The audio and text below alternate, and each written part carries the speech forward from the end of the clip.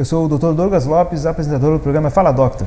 E hoje eu estou com um infectologista que vai falar sobre infecções do trato urinário. Aqui comigo, o Dr. Tiago Cavaleiro. Muito bem-vindo ao programa Fala Doctor. Muito obrigado. E falar desse assunto de tanta importância, né? Até mesmo porque hoje teremos mitos e verdades, mas explicações também das diferenças que existem no trato, nas infecções, né, causadas no trato urinário. Um prazer tê-lo aqui, doutor. E vamos lá, vamos falar aqui contigo. Aqui é o doctor. Eu sou apenas um condutor.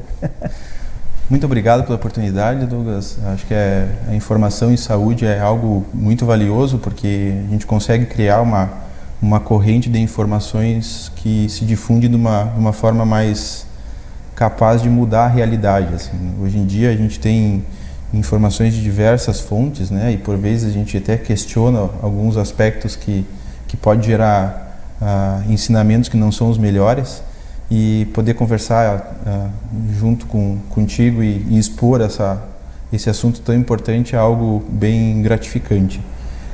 Sair das portas do consultório, né? Então, infecção urinária é uma doença muito prevalente no nosso dia a dia, tanto da comunidade médica geral, mas ginecologista, urologista, infectologista acabam abordando isso com uma frequência mais alta.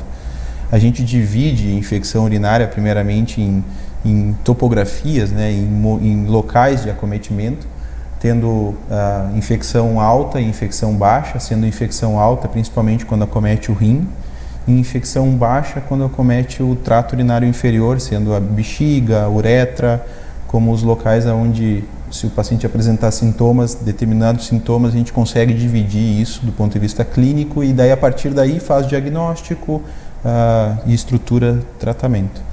Mas com certeza, em se tratando de infecção urinária baixa, pela uma alta prevalência, a gente chama muita atenção da incidência em mulheres, né, do acometimento em mulheres. Que até nós vínhamos conversando antes de entrar no ar, né, que existem mitos e verdades em relação a isso.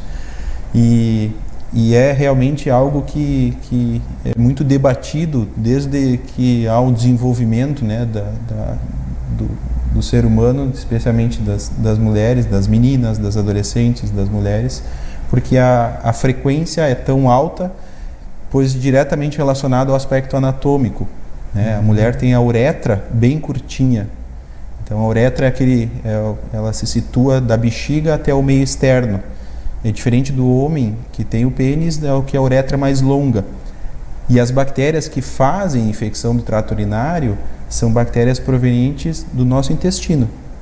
90% das infecções urinárias, as bactérias que causam, são provenientes do intestino. Então, elas habitam a região genital, e porventura que o nosso sistema imunológico não consegue evitar que ela suba até a bexiga, criando um ambiente propício, ela invade a parede da bexiga e faz os sintomas de cistite, né? Que são aqueles sintomas clássicos de dor para urinar, aumento da frequência urinária, então tu vai mais vezes, vai lá e urina só um pouquinho, algumas vezes tu percebe que tem sangue na urina, vontade de esvaziar a bexiga a qualquer momento.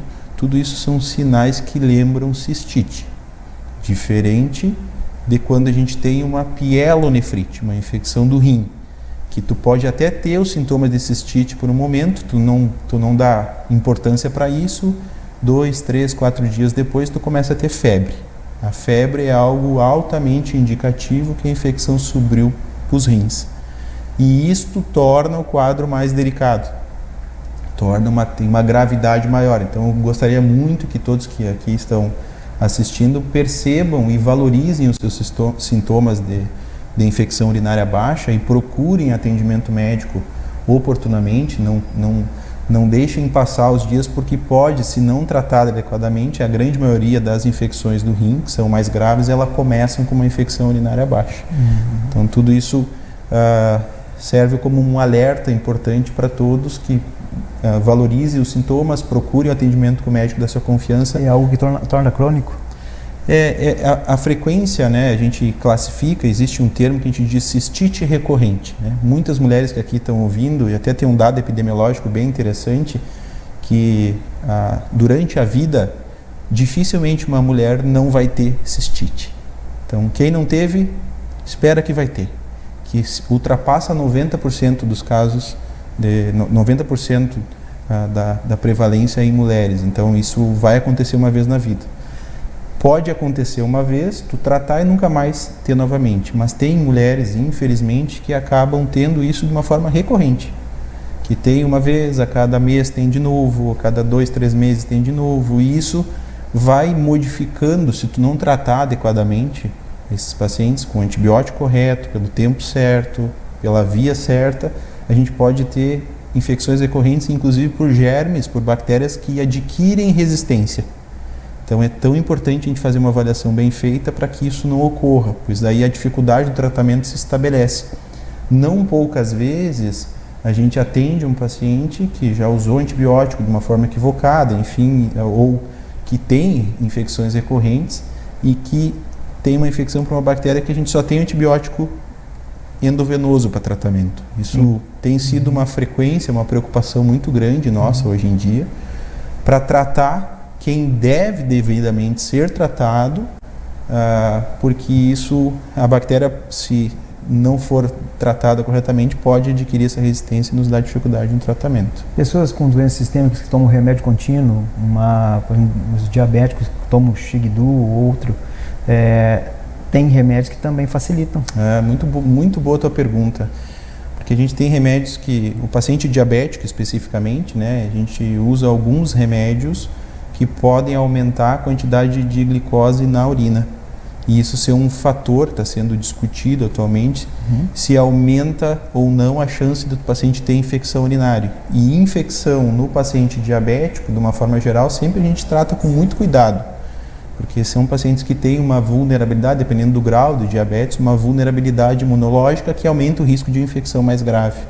Então, nesses casos, havendo uma colonização, que é diferente o termo de infecção. Colonização é quando a bactéria ascende, vive naquele ambiente sem causar infecção. Pode acontecer, inclusive, eu gostaria de fazer uma distinção aqui, que é um termo que a gente usa, que a gente tem de bacteriúria assintomática, que é tu ter a bactéria na urina, mas tu não ter sintoma nenhum. Até quando eu me formei em 2008, eu lembro muito bem que a gente fazia a rotina de exame de paciente e fazia cultura de urina. E quando a gente encontrava uma bactéria na urina, logo em seguida a gente já pegava uma receita de antibiótico e prescrevia antibiótico. Hoje, 2023, não é mais assim. Então hoje a gente admite, houve evoluções em entendimento da infecção nesse sistema, que bactéria na urina só deve ser tratado se o paciente tiver sintoma de infecção. As únicas 2 exceções são gestante, que é o paciente que está com desenvolvimento fetal intrauterino, a gente tem um risco da bactéria na urina estar associada com trabalho de parto prematuro. Então, nesse caso, a gente faz screening e trata, mesmo não tendo sintoma nenhum. E a segunda exceção é pacientes que vão ser manipulados no trato urinário. Então, vai ser feita uma cirurgia no trato urinário invasiva, manipulação, a gente tem que esterilizar a urina, porque senão a hora que a gente mexer ali, o urologista mexer no trato urinário, pode ser que a bactéria saia dali e vá para a corrente sanguínea. Fora essas 2 situações, relativamente paciente pré-cirurgia ortopédica, implante de prótese, a gente tem indicação de tratamento. Fora essas 3 situações, podemos dizer assim, não se trata bactéria na urina se não tiver sintoma. Isso é importante porque, como eu falei inicialmente, ficar usando antibiótico de uma forma equivocada induz resistência. E hoje a gente sabe que essa bactéria que vive ali, colonizando o trato urinário, ela não aumenta a chance de infecção. Inclusive, ela pode ter um fator protetor. A Escherichia coli, que é a bactéria mais comum, os pacientes falam muito de E. coli, que é E. coli, que aparece no exame, ela perfaz 70% a 80% das infecções urinárias. E ela tem umas estruturas que se entrelaçam, formam umas fibras, e elas formam um tapete protetivo na bexiga. E quando isso acontece, se ela não estiver invadindo a parede da bexiga, causando infecção sintomática, a gente tem que tratar, a gente não deve mexer nela, deixa ela ali. Ela acaba sendo benéfica. Ela compete com outro germe mais patogênico que pode vir a aparecer e daí esse germe não acende. Então está comprovado que tratamento com antibiótico deve ser feito em bacteriúria sintomática somente em gestante, em pré-manipulação do trato urinário cirúrgica, talvez pré-cirurgia ortopédica, e nos outros casos não se trata, a não ser que o paciente desenvolva sintoma. Se desenvolver sintoma, com certeza, se for recorrente, é bom identificar a bactéria. Se foi a primeira vez na vida, a gente já tem uma ideia do qual que é o germe mais prevalente, pode tratar empiricamente, dar um antibiótico sem ter o exame na mão. Mas quando se torna frequente, ou quando tem alguma comorbidade, quando tem câncer, quando tem diabetes, ou quando tem insuficiência cardíaca, quando está mais idoso, é importante a gente identificar a bactéria para a gente poder fazer o tratamento direcionado, fazer o antibiótico mais certeiro possível. Eu quero que as pessoas entendam, não que a gente não gosta de usar antibiótico, muito pelo contrário, a gente adora usar antibiótico, mas quando o antibiótico deve ser usado. Que as pessoas têm que entender, quando se tem uma infecção, o antibiótico deve agir especificamente naquele ponto. Porque a hora que eu uso ele não age só lá, ele mata as outras bactérias do bem que o nosso organismo tem. Desorganiza daí. E daí desorganiza a parte microbiológica, aumentando o risco de que isso até pode causar imunossupressão. O uso do antibiótico de uma forma equivocada fragiliza o paciente. Pode parecer um contrassenso, mas é a verdade absoluta. E isto somente pode ser feito com uma boa avaliação de saúde, com uma boa avaliação do atendimento daquela situação, para definir primeiro se é infecção causada por bactéria, se não é vírus, por exemplo, que não precisa de antibiótico, precisa de antiviral quando se tem. Antibiótico só trata a bactéria, é importante que também saiba. Ver se é infecção, porque às vezes as coisas se confundem, né? Então tu pode ter uma infecção gastrointestinal causado por um vírus e aquilo não ser causado por uma bactéria. Tu pode ter uma dor na barriga e febre por uma inflamação no pâncreas, por exemplo, que não é infecção, não tem que usar antibiótico. Tu pode ter uma inflamação na perna que pode parecer uma infecção e é uma trombose. Então tudo isso depende de uma boa avaliação de saúde, um bom diagnóstico, uma boa estruturação da hipótese diagnóstica, a decisão se tu precisa fazer um exame complementar ou não. Muitas situações de saúde a gente não precisa ter exame complementar para fazer o tratamento. O tratamento é sempre o ponto final. O importante é o diagnóstico. E esse diagnóstico ele não é tão fácil. A gente tem que fazer a medicina... Qual é o principal exame assim, que detecta que é infecção urinária? A medicina como um todo, né, Douglas, é muito bom ter um programa para isso. Ele traz algumas reflexões. A gente precisa voltar a estruturas básicas, assim. A gente precisa escutar o paciente de uma forma adequada, fazer uma anamnese correta, para logo em seguida fazer um exame físico, definir as hipóteses, como eu falei, e definir o tratamento, seja precedido de um exame complementar ou não. O exame padrão ouro para diagnóstico de infecção urinária é o que o paciente nos conta, somado eventualmente a um exame de urina, que vai nos ajudar a definir se tu tem alguma alteração ali no qualitativo de urina, que é o exame inicial, e na cultura de urina, que é um exame que a gente faz, pega uma amostra de urina e cultiva ela no laboratório para tentar ver se aquela bactéria cresce e a gente consegue dar nome e sobrenome a ela e definir qual que é o antibiótico melhor. Falam, os pacientes normalmente falam que é ardência, coça, essas coisas assim, não é? E até também é importante a gente fazer uma outra classificação, porque algumas vezes o paciente não tem infecção na bexiga, né? Ele tem infecção na uretra. Então a uretrite, que é essa inflamação na uretra, pode ser causada por umas bactérias diferentes, que até estão relacionadas. A doutora Ivana esteve aqui comentando sobre infecções sexualmente transmissíveis, né? Tem algumas bactérias que fazem uretrite e não são os antibióticos habituais que a gente usa. Então, depende um pouco do perfil do paciente, das características dos sintomas dela, se tem descarga uretral ou não. A decisão de tratamento é diferente da infecção urinária simples. Mas os sintomas são esses: ardência, vontade para ir no banheiro várias vezes, sangramento, sensação que a urina passa queimando. Tudo isso são sintomas indicativos de cistite. E quando tu tem dor lombar, náusea, vômito, abdômen fica distendido, não consegue comer nada, perde o apetite, tremor, calafrio, a gente tem que pensar daí em infecção renal, em pielonefrite. Tudo isso a história clínica vai nos auxiliar para decidir. Viu, gente? Olha que importância essa entrevista aqui com o Dr. Tiago.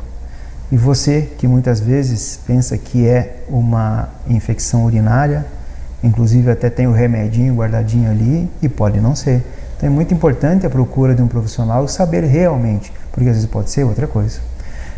No segundo bloco, estaremos juntos e vem mais situações que vocês ainda não sabem, até mesmo os mitos e verdades. Aguarde! Até daqui a pouco.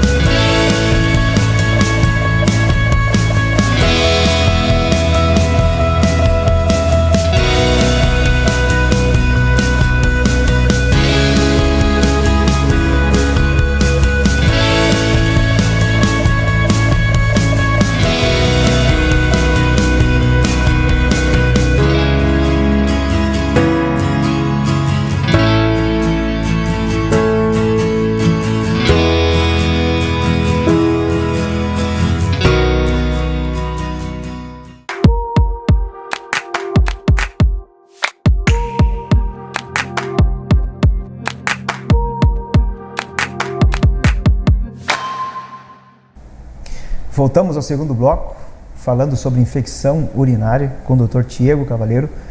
E assim, falamos mais do trato urinário feminino num primeiro bloco, mas também vai entrar nesse segundo bloco dos homens, né? Então, vamos dar seguimento a esse bate-papo, essa conversa que está desvendando muitas situações, inclusive diagnóstico diferencial, que por vezes não é aquilo que você pensa, e você que gosta de se automedicar, se autodiagnosticar, vai com calma, o médico está aqui.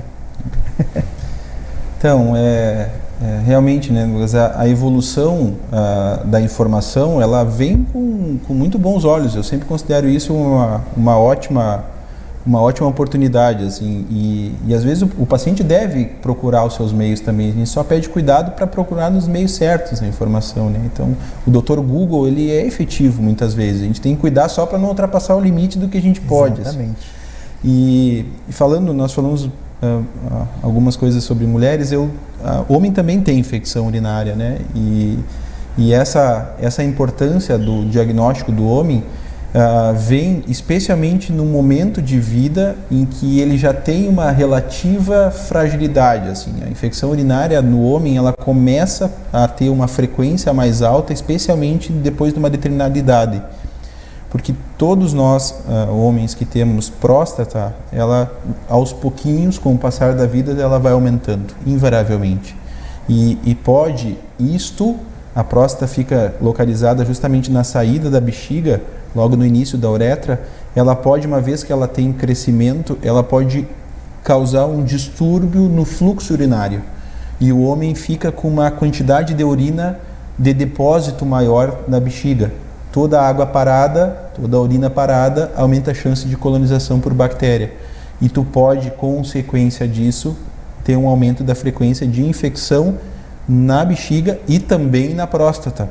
Então, a prostatite é uma infecção que pode acontecer com uma frequência mais alta. Da mesma forma que a mulher, se tu não tratar adequadamente as infecções urinárias baixas, tu pode ter o risco maior de fazer infecção alta, fazer infecção no rim.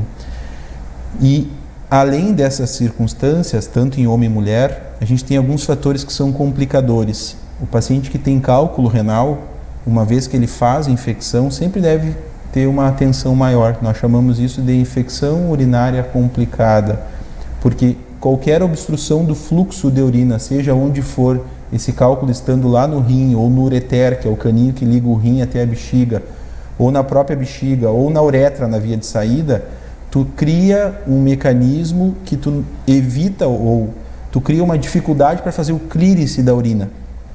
E a urina, ela serve como um enxaute, ela limpa.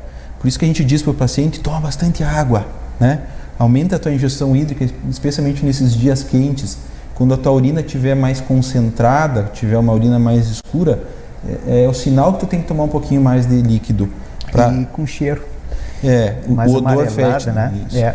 que até é um fator de confusão. Alguns pacientes acham que estão com infecção somente pela alteração da cor e do cheiro da urina. E muitas vezes se trata até de uma bacterúria assintomática. Porque eu lembro a vocês que a bactéria tem que estar invadindo o tecido, causando desconforto, dor especialmente, que é o sinal importante para a gente fazer tratamento. Então, a urina escura pode ser só sinal de desidratação. Então, a gente aconselha que use mais líquido para que a gente consiga efetivamente fazer uma limpeza maior do trato urinário. Vamos um pouco para os mitos e verdades? Vamos lá? Colocar o pé no piso quente. Não existe uma comprovação clara que isso aumenta o risco de infecção. Agora, época de praia, ficar muito tempo na água. Também não, sabe? A gente tem um pouquinho de cuidado com roupa íntima úmida por muito tempo, porque aumenta um pouco a chance de infecções na superfície da região genital, ou mesmo no que a gente chama de períneo, que é aquele trígono que fica entre as pernas e a região inferior do abdômen. Então, tu pode ter sim um aumento de micoses na região genital, cândida, outros fungos. Tu pode ter um aumento de foliculites, inflamações nos pelos pubianos, que aumenta, de certa forma, infecções, o risco de infecções locais. Infecção urinária, propriamente dito, não. Então, isso não tem uma comprovação que a roupa íntima molhada por mais tempo, ou mesmo biquíni, enfim, tem um risco de aumentar o risco. Além de outras que escutam no consultório. Uma situação que tem dúvida é sobre relação sexual. Então, a relação sexual aumenta o risco de infecção urinária, ou a relação sexual ela serve como um veículo para a infecção urinária. A gente não classifica como uma doença sexualmente transmissível, mas a gente sabe que o ato de penetração, pênis-vagina, ele aumenta o risco de tu inocular a bactéria da região do períneo, da região ali da entrada da vagina, para cima da bexiga. Então, a gente até aconselha, né, que depois do ato sexual, a paciente do sexo feminino urine, porque daí tu consegue lavar o canal e diminuir a chance de infecção. Alguns casos de infecção recorrente estão associados ao ato sexual. E essas mulheres devem procurar atendimento, porque a gente tem estratégias de tratamento justamente para essas situações. Uma vez identificada, a gente pode fazer uso de antibiótico pós o coito, pós a relação. Ou quando a frequência é tão alta, mesmo que não seja relacionada à infecção, à relação sexual, a gente pode fazer uso de um antibiótico profilático por mais tempo. Tudo isso vai depender do contexto. Mas a atividade sexual em si, ela tem risco. Desde que se tome as medidas de higiene, evitar contato ânus, vagina sem troca de preservativo, eventualmente, isso são práticas de cuidado de saúde. Vai depender do contexto de toda a conjuntura. E se for diagnosticado, respeitar aquele tempo para que, né, haja cura, né? Fazer o tratamento. Essa condição de infecção e o cuidado processo infeccioso, ele se vem. Eu aproveito isso e lembrei agora, uma das perguntas mais frequentes de consultório para nós é quando se está tratando uma infecção, está usando antibiótico, eu posso tomar bebida de álcool, né? Então, bom, corta ou não corta o efeito? Isso é importantíssimo, até mesmo porque todo mundo está assistindo e quer saber. Passou festa agora final de ano, vem verão. E seguiu. Então, seja infecção em qualquer sítio, né? Infecção no trato respiratório, infecção de pele subcutânea, infecção gastrointestinal, infecção urinária. O uso concomitante de bebida de álcool com alguns antibióticos pode reduzir o efeito do antibiótico. Então, é importante a gente saber qual é o antibiótico. Mas, acima de tudo, a maior preocupação que a gente tem é sobre somatório de efeito adverso. Então, o álcool pode, eventualmente, aumentar o efeito adverso de alguns antibióticos e a gente criar alguns problemas em relação a isso. Então, a gente aconselha que no momento que você está fazendo um tratamento por uma infecção, evite, dentro do possível, a ingesta de bebida alcoólica. Siga a regra, né? Pelo menos modere. Isso, exatamente. Pelo menos dê uma diminuída. Se vai tomar uma cerveja, toma sem álcool. O gostinho, né? O gostinho que vale, não é o álcool. Isso é uma boa dica. É uma boa dica. Bom, dentro desse quadro, então, das infecções urinárias, a gente viu que existem suas diferenças e que a bactéria, a bactéria é uma flora que tem, né? E tem muitas que estão até mesmo não protegendo, mas que estão né, causando um equilíbrio. Exatamente. Que talvez até alguns que não assistiram no primeiro bloco, né, que estão assistindo agora, nem toda a situação pode ser uma infecção urinária, pode ser num outro lugar.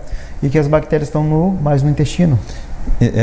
A grande maioria das bactérias que causam infecção urinária são provenientes do nosso intestino e que colonizam a região do períneo, região genital, seja do homem ou da mulher. E isso, uma vez proporcionado, já tive pergunta de um paciente: então, doutor, vamos acabar com a bactéria do meu intestino, né? Estou tendo tanta infecção que eu quero acabar com a bactéria do meu intestino. Isso não é possível, né?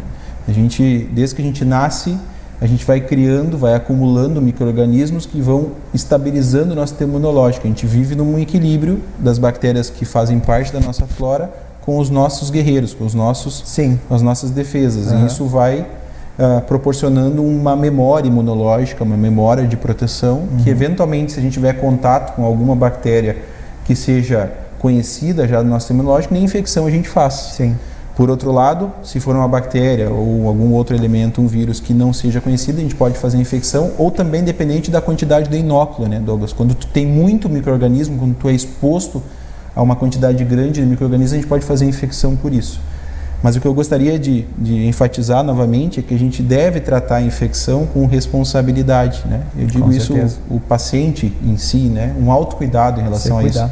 Não banalize o uso de antibiótico. São poucas as opções que nós temos.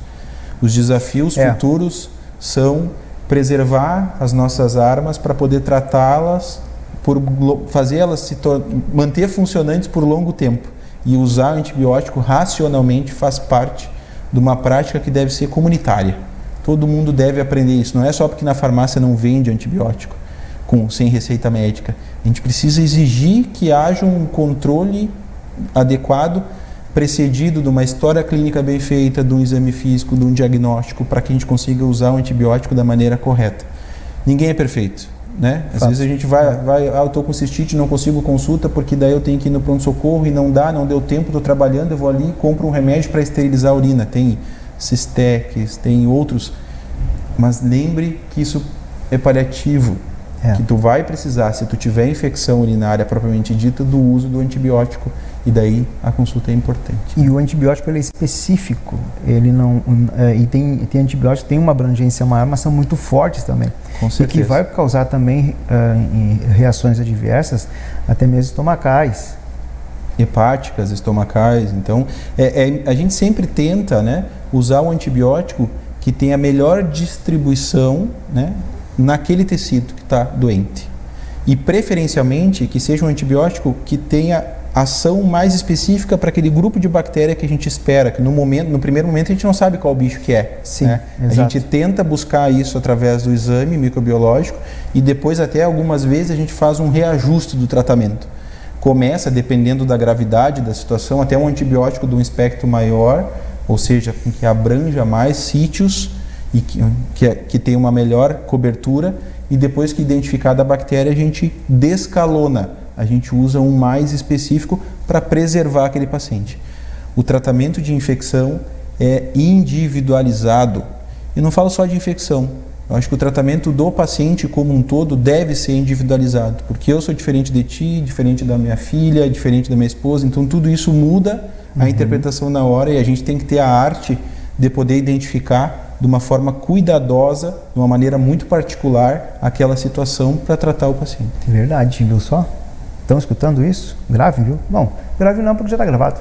Vocês podem repetir quantas vezes vocês quiserem essa entrevista no YouTube, no Facebook, no Instagram, porque as entrevistas elas estão todas lá. Existe uma playlist no YouTube, tá? Com mais de 100 entrevistas lá do Fala Doctor, que vocês podem assistir todo dia. E outra, recomendem, pegue, compartilhe, mande para o fulano, para o ciclano, mande, porque isso é informações de saúde e bem-estar e qualidade de vida. Mas agora, infelizmente, chegando no final, né, do programa, mas não se preocupe que nós já temos um outro tema para nós abordar aqui no programa Fala Doctor. Eu sempre peço para deixar uma mensagem para esse público que está nos assistindo. Eu agradeço primeiramente a oportunidade da TV Diário, do teu programa, de abrir espaço para a gente poder conversar sobre saúde. Eu acho que, como eu disse no início, eu acho que isso é de extrema importância, educação. eu aposto muito que educação muda atitudes, assim, e eu gostaria de deixar essa mensagem, que a gente possa promover, a gente possa viralizar esse tipo de informação para que todos possam se beneficiar, o maior número de pessoas possa se beneficiar de uma forma concreta e que a gente tenha mais oportunidade para poder falar sobre esses assuntos. Maravilha, doutor Diego, muito obrigado pela tua participação aqui, foi muito bom, excelente, né? Que bom. E com certeza quem vai estar em casa assistindo vai levar muitas informações preciosas e olha, até uma próxima, né? E você que está nos assistindo, que tenha uma noite abençoada e até a próxima. Aquele abraço!